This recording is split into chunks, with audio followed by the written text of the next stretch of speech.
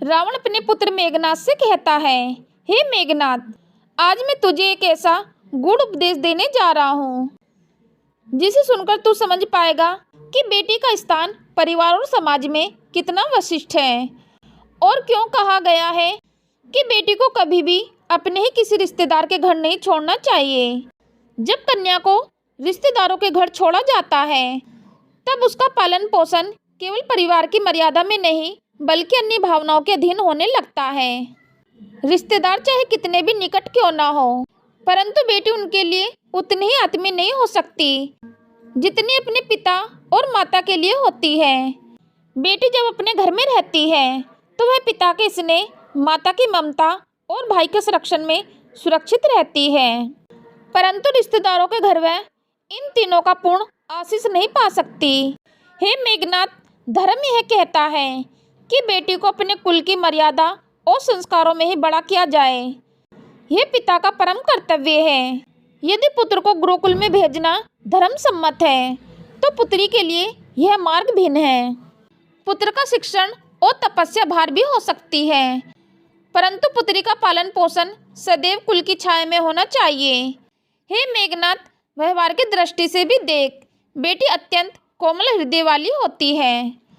वह जल्दी भावनाओं में बह जाती है। यदि उसे रिश्तेदारों के घर छोड़ दिया जाए तो कई बार उसका मन वहाँ बन सकता है। यह उसके विवाह और भविष्य के लिए बाधा बन सकता है। अक्सर ऐसे प्रसंग इतिहास में भी देखे गए हैं कि जब कन्या को रिश्तेदारों के घर पाला गया तब आवश्यक विवाद और अपमानजनक स्थितियां उत्पन्न होती हैं। धर्म यह कहता है कि बेटी को अपमानित होने से बचाना ही पिता का परम धर्म है। रामायण में सभी श्री राम ने सीता माता को यह शिक्षा दी थी कि स्त्री का पालन पोषण और उसकी मर्यादा सदैव पिता और पति की जिम्मेदारी है।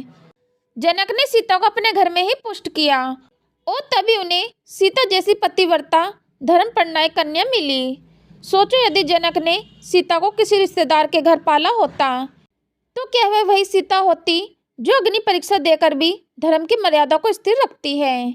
नहीं पुत्र, ये संभव नहीं था।